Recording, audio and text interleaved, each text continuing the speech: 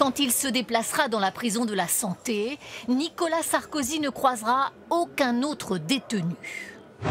Il sera seul dans une cellule de 9 mètres carrés, seul aussi lorsqu'il sera en promenade 2 fois par jour dans une cour sans vis-à-vis. Un placement en isolement pour qu'il ne soit pas agressé, apostrophé ou photographié par d'autres prisonniers. L'homme d'affaires Pierre Botton a été incarcéré à la Santé pendant 2 ans, entre 2020 et 2022, condamné pour abus de biens sociaux.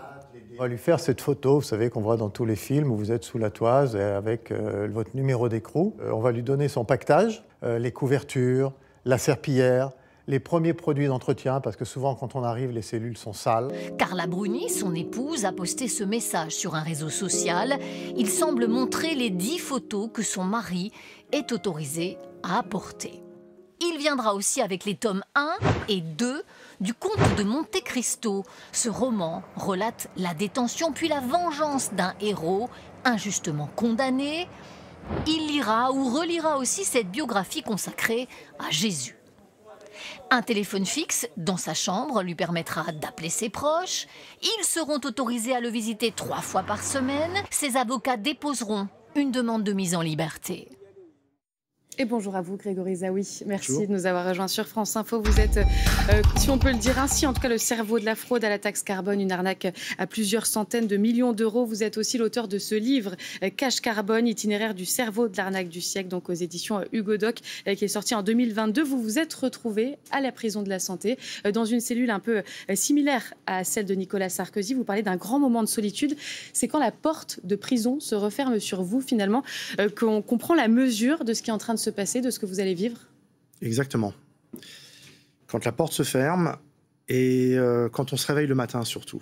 Enfin, pour moi, c'est-à-dire le matin quand on se réveille en prison, on prend la mesure de là où on est et qu'on a une journée à passer enfermé avec toutes les difficultés qu'on peut vivre en prison. Ce qu'il faut savoir, c'est qu'en prison, on a tous les sens qui sont en éveil, mais puissance 1000. Parce qu'on est seul avec soi-même. Oui, puis on a peur.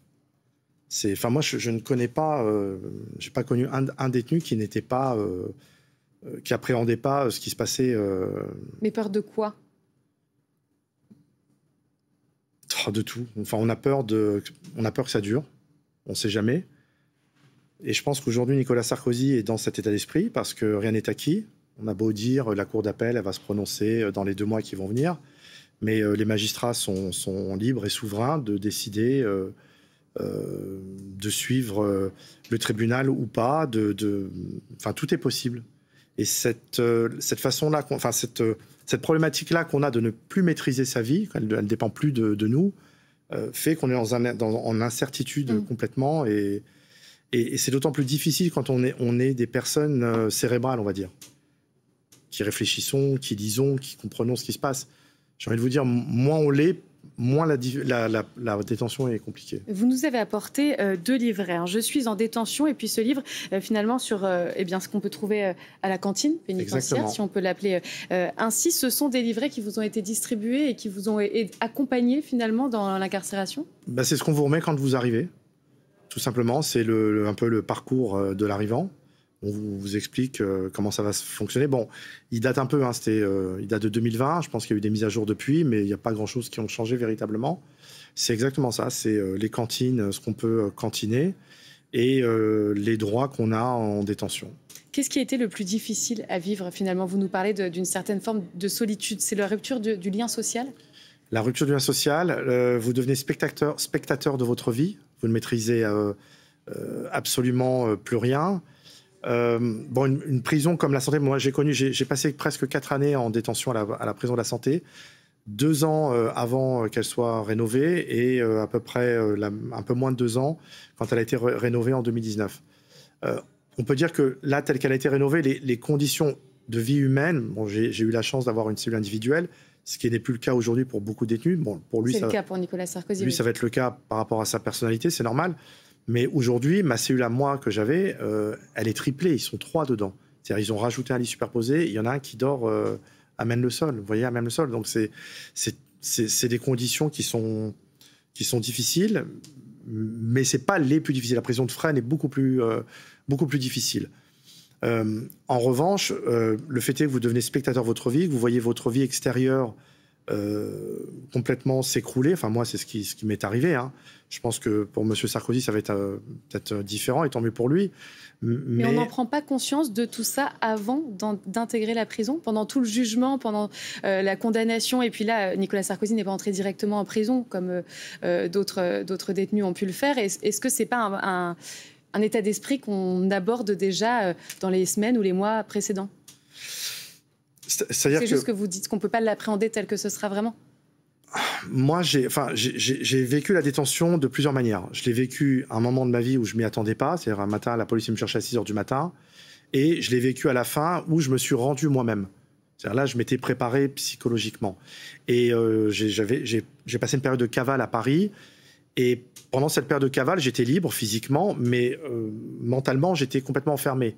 Et le jour où j'ai décidé de me rendre, et je me suis rendu à la prison de la Santé qui venait d'ouvrir, là vous conditionné. J'étais complètement conditionné, et là, je devenais enfermé physiquement, mais psychologiquement, pour moi, c'était la fin de mon parcours de judiciaire, et j'allais vers la liberté. Donc j'étais libre dans la tête, ce qui peut être un vrai paradoxe. Aujourd'hui, Nicolas Sarkozy a intégré sa cellule ce matin aux environs de 9h30. Ça veut dire qu'il est seul avec lui-même. Il expérimente cette solitude, ces premières heures. C'est l'occasion aussi de réfléchir à ce qu'est sa vie, à se remettre en question, peut-être aussi à réfléchir à la suite. C'est le but, mais j'ai le sentiment, quand je l'entends, à travers ce qu'il dit, à travers ce qu'il a écrit, à travers ce qu'il dit dans les journaux, quand on entend ses avocats, quand on entend son entourage, j'ai l'impression qu'on est très très loin de ça, vous voyez. J'ai l'impression que... Et la justice, en fait, elle est là pour ça. C'est-à-dire quand on est petit, qu'on fait des bêtises, ce sont nos parents. Quand on grandit, qu'on continue à faire des bêtises, c'est la justice qui prend le relais. C'est un peu le but, malheureux, la justice pénale. Mais j'ai l'impression, et je pense qu'il y a beaucoup de gens qui pensent comme moi, que dans son cas, là, même en écoutant ses avocats, j'ai l'impression qu'ils en sont pas là du tout. Parce que il n'y a pas de prise de conscience, en tout cas, de l'aspect punitif, entre guillemets. À partir du moment où il considère qu'il est innocent et que son jugement, moi je l'ai un peu lu, j'ai pas lu les 348 pages, je crois qu'il fait, j'ai lu les plus importantes. Les gens n'ont pas compris ce que veut dire une association de malfaiteurs. La plupart des gens pensent que la justice française, elle doit mettre les gens en prison uniquement sur flagrant délit. Mais ça fonctionne pas comme ça. En l'occurrence, il y a eu 10 ans d'instruction, donc c'est pas un jugement qui repose sur rien. Il y a eu 20 magistrats. Oui, évidemment. Mais vous pensez du coup qu'il ne va pas forcément se remettre en question, Nicolas Sarkozy. Quels peuvent être ses rapports avec les autres détenus? On sait qu'il n'aura pas de contact avec eux, mais est-ce qu'il peut être chahuté d'une manière ou d'une autre, que ce soit par les voix, par exemple? On entend que la prison, c'est très bruyant et qu'il peut être interpellé par des détenus qui sont à l'isolement à côté de lui. Écoutez, ce matin, quand il est arrivé à la prison, je peux vous certifier que la prison, les détenus devaient être en ébullition. C'est-à-dire qu'ils devaient être à la fenêtre, à taper avec des poêles et des casseroles pour faire un maximum de bruit, d'autres qui vont taper avec les talons sur les portes de la détention, et ça va être des insultes en permanence. Ça va être que ça. Il va se faire insulter de tous les noms d'oiseaux. Certains vont essayer de le prendre en photo. S'il est en promenade ou quoi, il y a beaucoup de détenus qui ont des téléphones portables. Mais ça va être c'est horrible, ça va être un enfer, quoi. Qu'il y passe finalement 5 ans, c'est peu probable, puisqu'il a fait appel. Et on a expliqué qu'une demande de remise en liberté avait déjà été déposée par ses avocats. Mais même s'il y passe quelques semaines, quelques mois, est-ce qu'il peut en sortir changé? Est-ce qu'on sort changé forcément de la prison? Moi, au début, je suis rentré... où je pensais aussi que je méritais pas ce qui m'arrivait, que le traitement était dégueulasse. D'ailleurs, il y a un jour un surveillant qui a eu une phrase magique où je lui ai dit ouais, je me plaignais de la literie. C'était à Fresnes, hein. Il y avait des punaises de lit, des rats. C'était immonde. Et il m'a dit cette phrase magique. Il m'a dit, mais on vous a pas demandé de venir.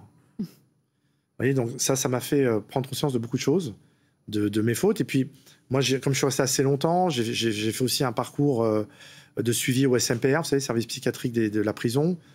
J'ai été pris en charge et j'ai fait un travail d'introspection sur moi-même pour comprendre mes fautes, les accepter et essayer d'être meilleur, de me réparer, réparer la société. Même s'il y a un délit financier, ce sont les seuls délits qui restent des délits réparables. Mais je pense que la justice, elle a besoin, pour être clémente, d'entendre à un moment donné qu'on a compris la leçon et qu'on reconnaît qu'on a fait des erreurs, qu'on n'aurait pas dû le faire. Et voilà. Et je pense qu'aujourd'hui, Nicolas Sarkozy, il est enfermé dans un système. Il s'est enfermé, lui, son entourage, sa famille, tous les gens qui le soutiennent encore, les gens de la Porte d'Auteuil. C'est dans le 16e arrondissement voilà. de Paris. J'ai l'impression que tant qu'il est enfermé là-dedans, la justice ne va pas l'entendre. Donc c'est son comportement à lui qui pourra aussi en dire beaucoup sur ce qu'il aura retenu ou pas finalement de ce qui se passe pour lui. Vous savez, il est en train de cristalliser la justice. Ouais. Moi, c'est comme ça que je le ressens, parce que, vous voyez, ok, bon, il représente la France, ça a été un grand président, pour certains, c'est tout ce qu'on veut, mais je pense qu'il adapte, c'est pas le bon comportement qu'il faut adopter auprès de la justice. Merci beaucoup Grégory Zaouï d'être venu nous en parler ce matin, vous qui avez connu cette prison de la santé. Et donc on reparle de cette incarcération évidemment de Nicolas Sarkozy. Merci beaucoup, c'est la fin de ce 11-13 et Valentine Desjeunes. On y revient tout de suite évidemment dans ce point sur l'actualité, actualité intense qui se passe donc à la prison de la santé.